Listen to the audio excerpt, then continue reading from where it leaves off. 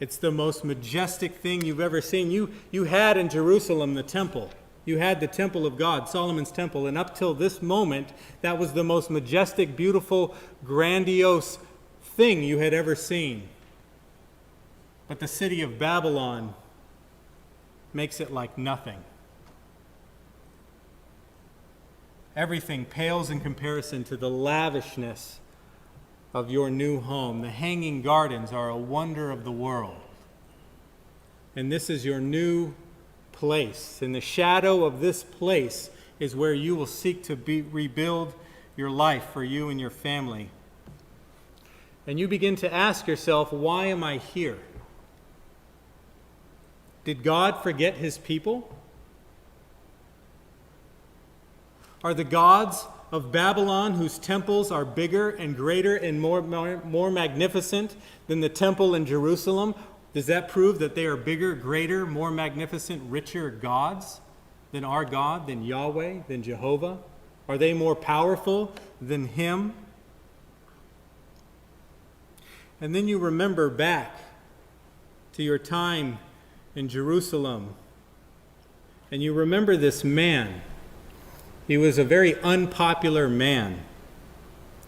He was a prophet of God. What was his name? It was Jeremiah.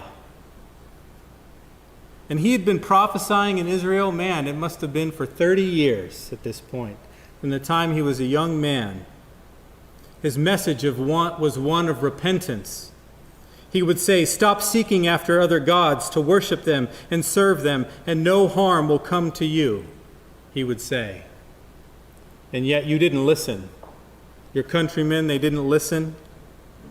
He was tossed in jail at one time. Another time he was pushed into a pit of mud. He was challenged by the other more popular prophets of the day.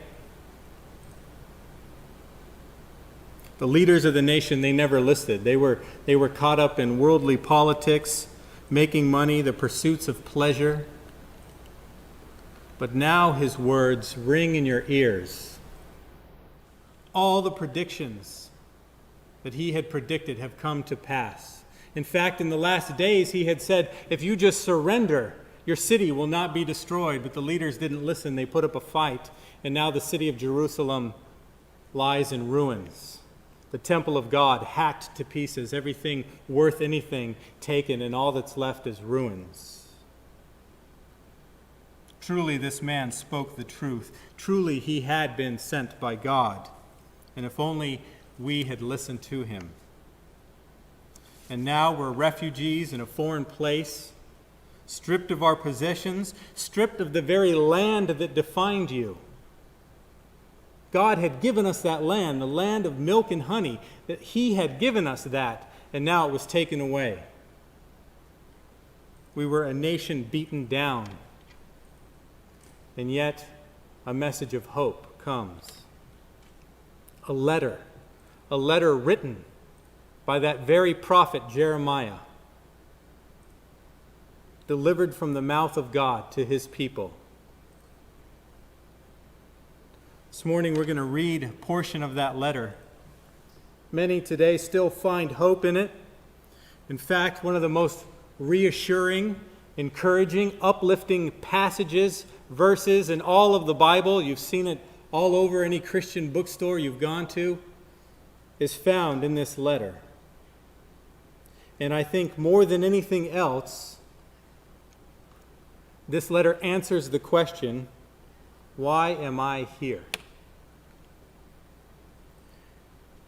So go with me to Jeremiah chapter 29. Jeremiah chapter 29, and as we read this chapter, I want you to keep something in mind. In the book of Revelation, John uses the analogy, the images of Babylon, of being in Babylon. And he does it because of the history of his people in Babylon. And we see what this city is in Revelation, and eventually this city falls. I like what Sean Boonstra says. He says the Bible is the tale of two cities. In Genesis, you have Melchizedek, who was the priest of Salem. Salem later becomes Jerusalem. In Genesis, you have Babel, which later becomes the Tower of Babel, which later becomes the foundation of the city of Babylon.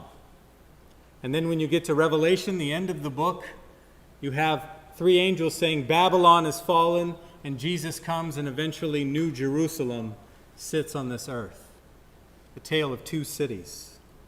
So I want you to keep in mind as we read that, the theme of Babylonian captivity in your mind as we read Jeremiah chapter 29, the letter from God to his people.